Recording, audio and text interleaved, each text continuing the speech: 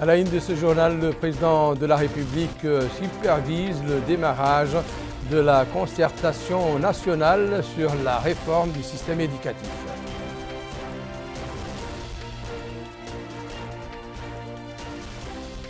Le ministre des Affaires islamiques et de l'enseignement original inaugure à Kaïdi le bureau régional des oulémas de Mauritanie et une nouvelle mahadra pilote.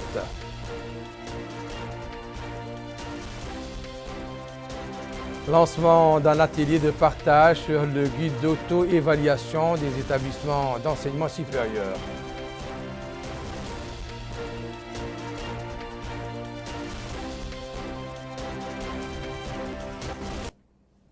Pour se prémunir contre la Covid-19, faites-vous vacciner et appliquez les mesures barrières. Mesdames, Messieurs, bonsoir et bienvenue à cette édition que nous commençons par l'actualité éducative. L'école mauritanienne est malade, tout le monde en convient et les maux dont elle souffre sont complexes et nécessitent donc l'implication de tous pour lui trouver l'antidote adéquat. C'est dans ce cadre que plusieurs segments de la société active se sont retrouvés aujourd'hui au chevet du système éducatif pour se concerter sur les remèdes à lui apporter. Vous l'avez compris, il s'agit de large concertation nationale sur la réforme du système éducatif dont le lancement des assises a été donné ce matin au Palais des Congrès à Nouakchott par le président de la République, M. Mohamed Ould Cheikh Al Ghazouani. Suivons le récit de cette cérémonie avec Mohamed Khattab. L'ancien palais des congrès de Nouakchott a abrité ce matin la cérémonie de démarrage des assises nationales de concertation sur la réforme du système éducatif, tenue sous le haut patronage du président de la République, M. Mohamed Ould Cheikh Al Ghazouani, qui a marqué de sa présence l'événement, l'instauration d'une école républicaine qui réponde aux aspirations de toutes les couches populaires et des forces vives de la nation, lui tenant à cœur pour réhabiliter l'établissement public en général et l'institution scolaire en particulier. Un événement auquel a assisté le Premier ministre et les membres du gouvernement, le président du Conseil constitutionnel, le chef de file de l'opposition, le secrétaire général de la présidence, les Walidun Nouakchott, des représentants des formations politiques nationales, des représentants du corps diplomatique et des organisations et des organismes internationaux accrédités en Mauritanie, mais aussi les présidents des conseils régionaux et divers acteurs et partenaires du domaine de l'éducation, notamment les enseignants et les spécialistes. Dans le discours qu'il a prononcé à cette occasion, le ministre de l'Éducation nationale et de la réforme du système éducatif, M. Mohamed Melagni Ould, a déclaré que la place qu'occupe l'enseignement dans la politique générale du gouvernement est la concrétisation réelle de l'engagement du président de la République visant l'instauration d'une école républicaine qui réponde aux aspirations de toutes les couches populaires et des forces vives de la nation. Il a souligné que le retard du lancement de ces concertations sur les réformes dues à la pandémie de la Covid-19 a permis aux experts et aux initiés de dresser un diagnostic sans complaisance et de proposer des solutions aux dysfonctionnements constatés. M. Mohamed Melagni Ould a également précisé qu'à la tenue d'ateliers dans tous les chefs-lieux des wilayas, auxquels ont assisté 1000 participants parmi les acteurs et les partenaires de l'éducation, en particulier les enseignants et les spécialistes, a permis de procéder à une radioscopie minutieuse et de faire des propositions de mesures de rémédiation. Le diagnostic et les propositions qui en découlent s'appuient sur une étude axée sur la capitalisation des réformes pédagogique précédente, l'évaluation de la réforme de 1999 et l'exploitation du rapport des États généraux de l'éducation de 2013, a-t-il dit. Le ministre a également affirmé que les conclusions des journées de concertation en cours permettront d'élaborer une loi d'orientation pour l'éducation et de fixer les priorités pouvant jeter les bases de l'école qui concrétisera les aspirations des Mauritaniens. Pour sa part, le président de l'Union nationale des associations des parents d'élèves, M. Ahmed Ould Sghayr, a loué le partenariat entre son organisation et le ministère qui a été renforcé par une action commune dans les différents ateliers, la préparation de la rentrée scolaire et la lutte contre la pandémie de la Covid-19. Il a renouvelé la disponibilité de l'Union à accompagner les différentes étapes de la réforme du système éducatif. Pour sa part, la secrétaire générale de l'Union des travailleurs de Mauritanie, Mme Khadjatou Diallo, a précisé quant à elle que la présidence de son Excellence, M. Mohamed El-Cheikh Al-Ghazouani, de ces journées, démontre l'intérêt qu'il accorde à la consultation comme principe dans la prise de décision importante d'une manière générale et dans le domaine de l'éducation en particulier. Elle a souhaité que les participants à ces consultations, par leur expérience et leur savoir-faire, puissent apporter un changement qualitatif à notre système éducatif. Il convient de souligner que les assises nationales de l'éducation nationale durent 5 jours et permettront aux participants de suivre plusieurs exposés et d'en débattre pour établir un diagnostic du système éducatif, comme l'indique le directeur des ressources au ministère de l'Éducation nationale et de la réforme du système éducatif, M. Salik Ouel-Jedou, qui a précisé que les séances aborderont les mêmes questions et problématiques soulignées lors des concertations régionales pour diagnostiquer les déséquilibres du système éducatif afin de le rendre plus efficient et plus efficace pour entrevoir les contours de la nouvelle école républicaine. L'uniformisation effective du système éducatif, la promotion de l'éducation et de la qualité de l'enseignement, la formation technique et professionnelle, la promotion des sciences, des mathématiques, des nouvelles technologies, l'enseignement supérieur, les langues d'enseignement, les ressources humaines et la valorisation de la profession de l'enseignant. Même son de cloche chez Mme Hawa Diallo, directrice de l'enseignement au ministère de l'Éducation nationale, qui souligne que ces journées de concertation sur l'éducation nous concernent tous, dit-elle, et c'est pourquoi la société civile est là, les partis politiques, les syndicats, les personnes ressources, les enseignants, les professeurs, et que l'espoir est grand pour que ce soit une réussite profitant à tous. C'est dire que ces assises se pencheront sur les résultats des consultations régionales, en plus de la dernière présentation qui porte sur les grandes lignes du rapport national sur la réforme du système éducatif, sa vision et ses objectifs. Pour le président du Conseil régional de la Wilaya du Brakna, M. Mohamed El-Mustafa, le ministère de l'Éducation nationale a fait un bon travail de préparation sur plusieurs étapes avec des premières rencontres avant les ateliers régionaux qui avaient une feuille de route bien définie. Aujourd'hui, dit-il, le citoyen lambda est convaincu que notre système éducatif doit être revu et nous sommes tous convaincus qu'il en est temps.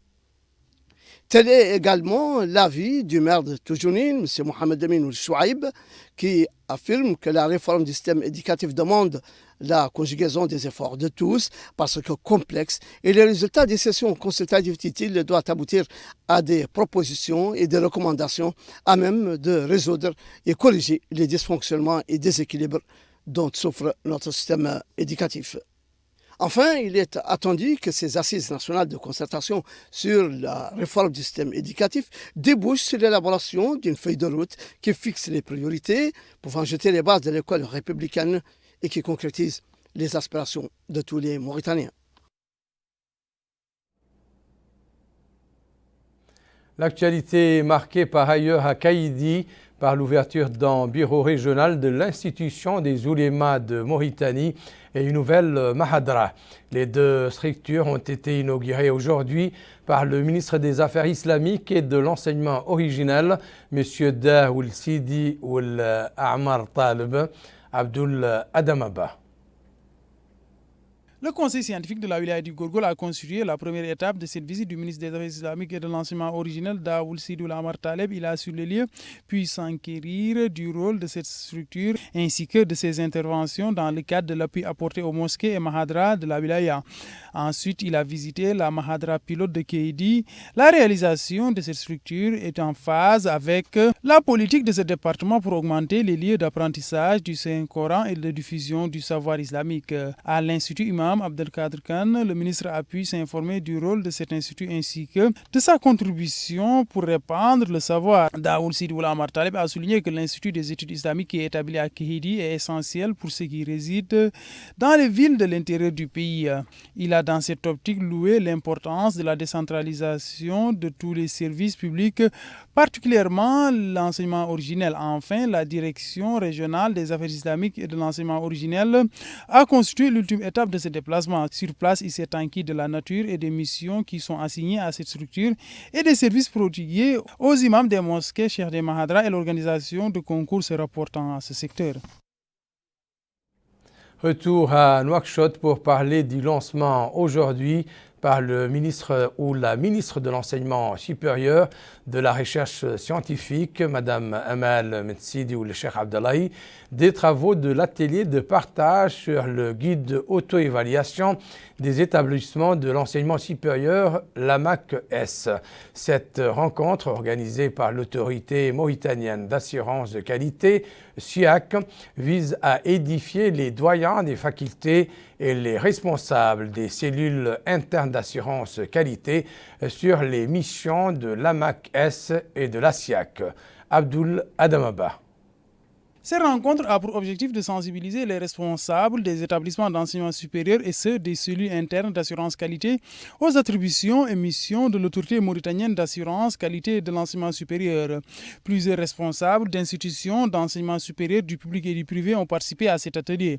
Madame Amal Metsidi Cheikh Abdallah, ministre de l'enseignement supérieur et de la recherche scientifique, a souligné que l'assurance qualité et l'évaluation continue des programmes et établissements d'enseignement supérieur et de recherche est devenue une partie intégrante du processus éducatif à tous les niveaux. Le secteur de l'enseignement supérieur, dit-elle, a initié en juillet 2017 la mise en place de l'autorité mauritanienne pour l'assurance de la qualité de l'enseignement supérieur afin de contribuer par un suivi et une évaluation continue à la réalisation des objectifs internes et externes de l'enseignement supérieur et de la recherche scientifique.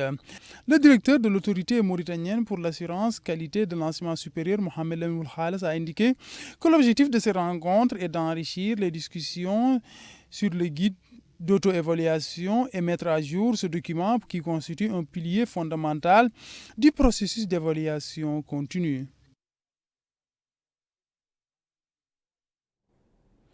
Magistrats et greffiers ont débuté ce matin à Nouakchott le deuxième round de la formation sur les lois relatives aux litiges fonciers et les procédures dans les domaines civils et administratifs. Amina Mtralil. C'est dans le cadre du renforcement des capacités des magistrats et greffiers en matière de litiges fonciers qu'intervient le présent atelier qui fait partie d'un programme intégral de formation continue organisé par le ministère de la Justice. Dans son mot pour l'occasion, le secrétaire général du ministère de la Justice, M. Mohamed Ould Ahmed Aïd, a indiqué que la rencontre couronne une série du genre organisée auparavant et qui a porté sur les litiges fonciers et les moyens légaux permettant de résoudre ces différends. Les activités menées dans ce sens ont pour objectif, poursuit-il, de renforcer les compétences des magistrats et de leurs collaborateurs, ainsi que la mise à jour de leurs connaissances. Le présent atelier est organisé pour la première fois au profit de l'ensemble des juges, magistrats et greffiers et du personnel de justice au niveau de tous les tribunaux, sans exception.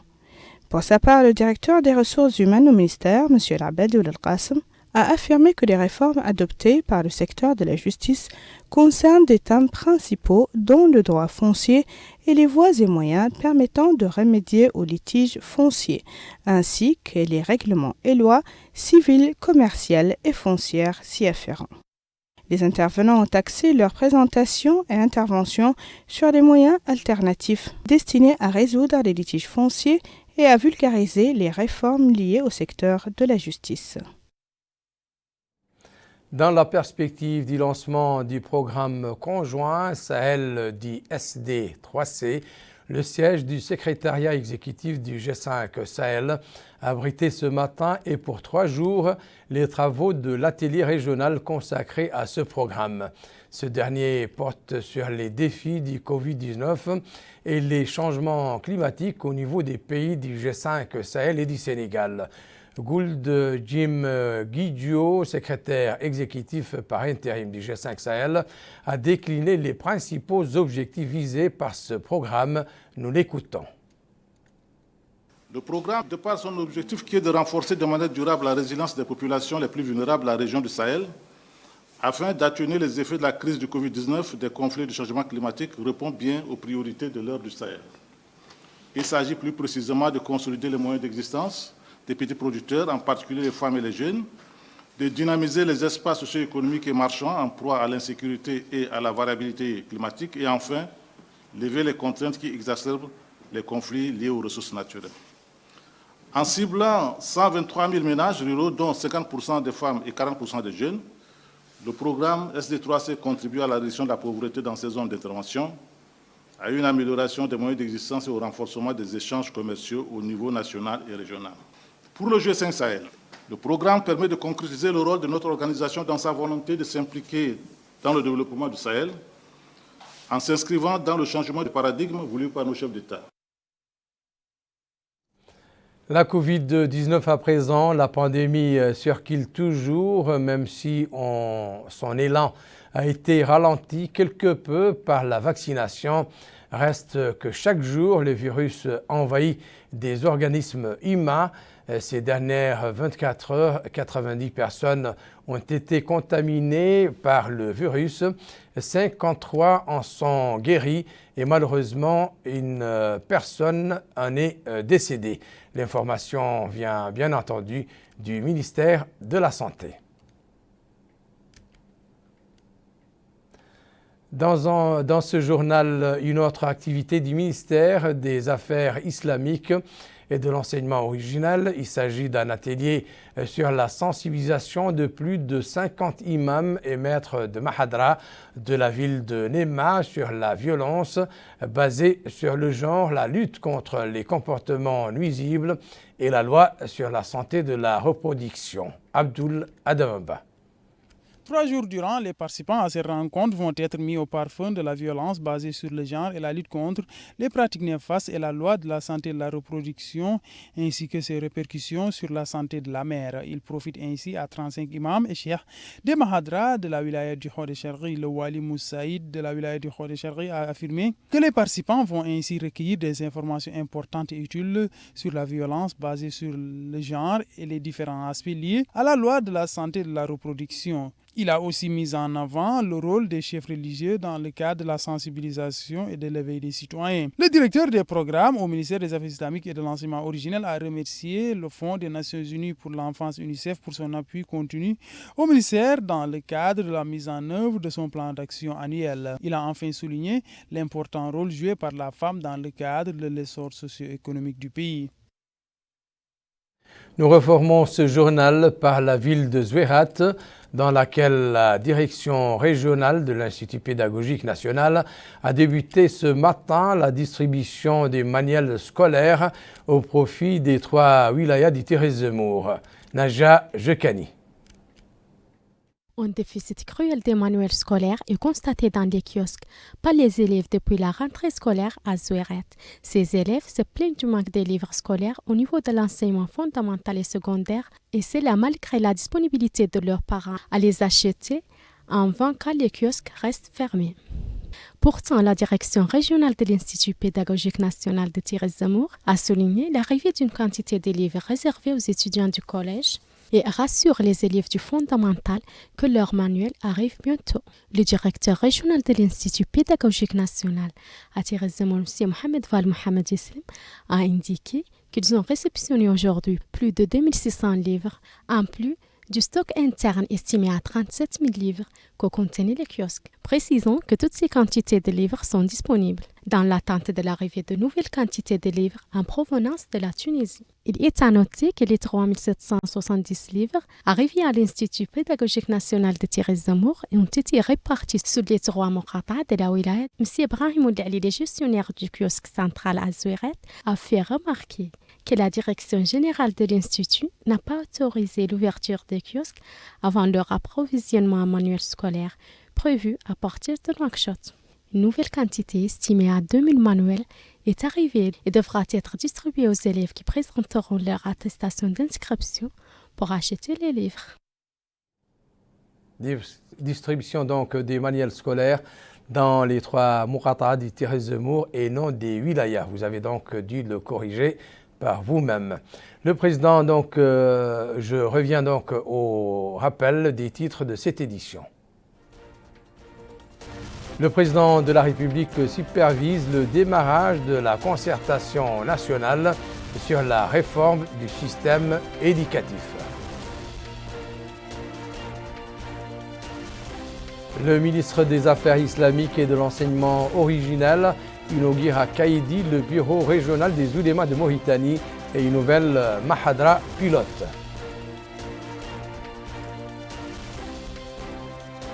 Lancement d'un atelier de partage sur le guide d'auto-évaluation des établissements d'enseignement supérieur.